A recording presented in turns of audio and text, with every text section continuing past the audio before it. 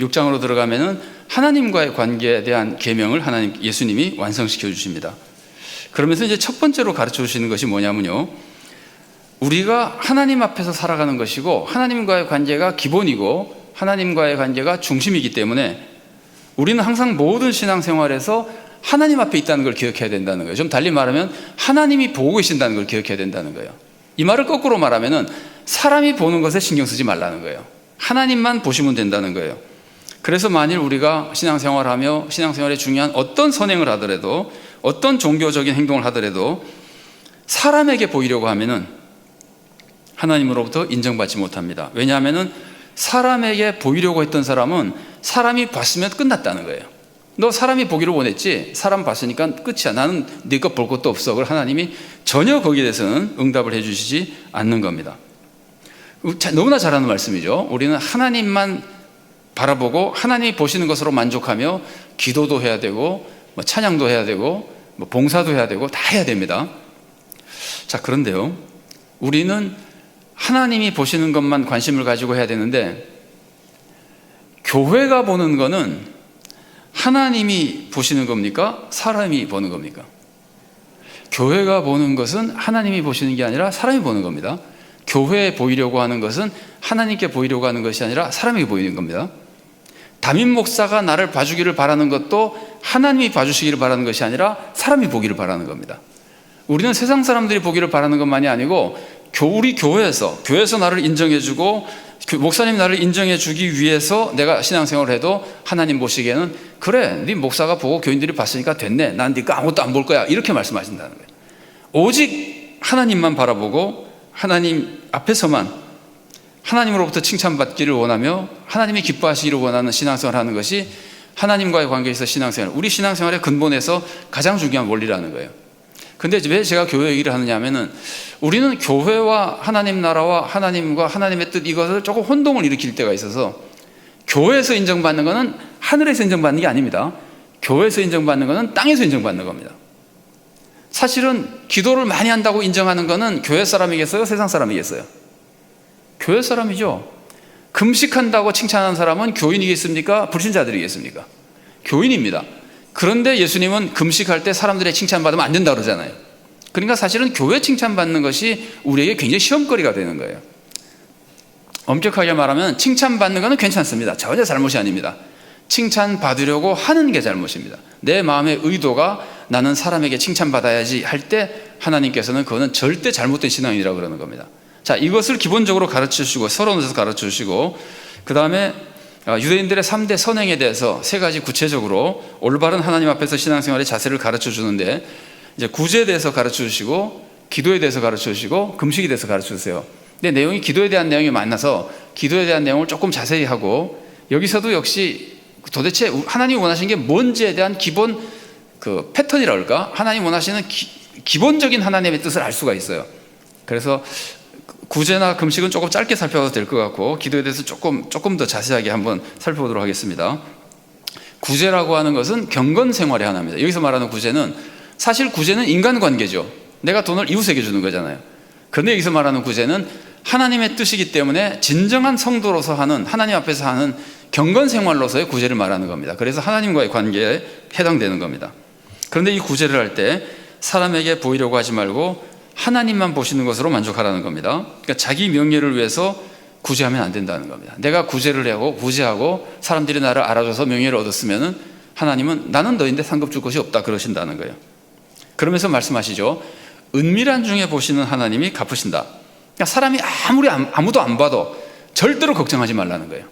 하나님은 다 보고 계시니까 안 알아주고 내가 이렇게 해도 전혀 유익이 없고 남보다 불이익 당하는 것 같아도 걱정하지 말라는 거예요.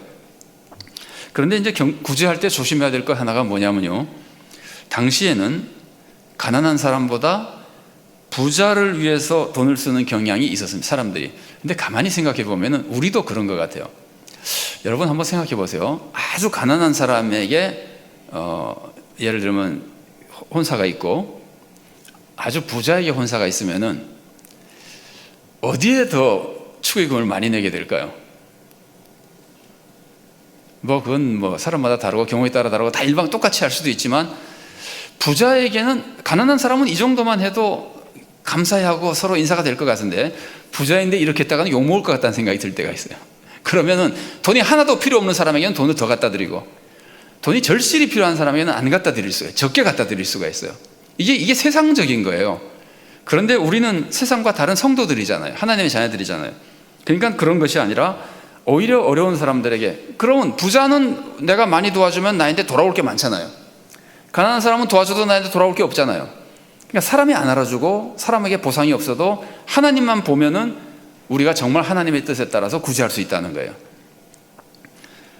옛날에는 예수님 시대도 그렇죠. 예수님 시대는 특별히 그 유대인들이 더 그랬습니다. 자기가 누구와 식사를 하느냐에 따라서 그 사람과 같은 사람이 되는 거예요. 그러니까 낮고 비천한 사람이랑 식사하면은 그런 사람이 되어버리는 거예요. 그래서 예수님이 죄인과 세리와 같이 식사하는 것을 유대 종교 지도자들이 그렇게 싫어한 거예요. 종교 지도자를 망신시켰다고. 그럼 너는 죄인이나 똑같다고 막 비난했던 거거든요. 사람들은 다 높은 사람과 교제하기를 원하고 부자와 교제하기를 원하고, 부자와 교제하기를 원하면은 부자에게 돈을 쓰는 겁니다. 뭐 구제가 아니더라도 이렇게 해서 뭐 차라도 한 잔 사야 되고, 식사도 한번 사야 되고, 먹어야 되고, 사야 되고.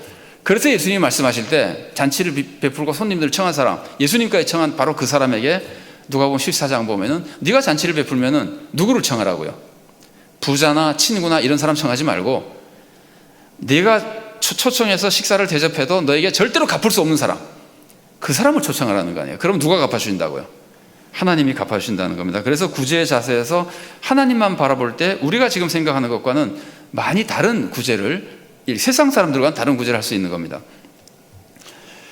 자, 구제를 그리고 이제 은밀히 하라고 그러시는데, 사람에게 보이려고 자기를 드러내는 것은 이제 하지 말라는 거죠.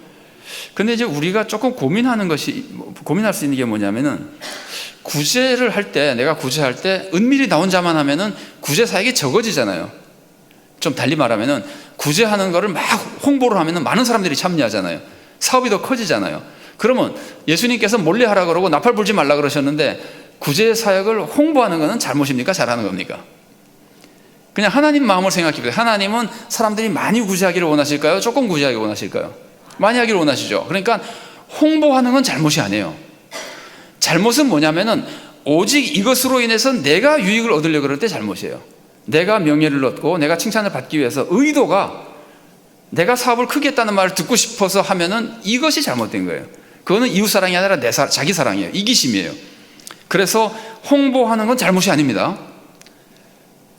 알리지 말라고 했다고 해서 구제를 많이 하기 위해서, 많은 사람들이 구제하도록 돕기 위해서 홍보하는 건 잘못이 아닙니다.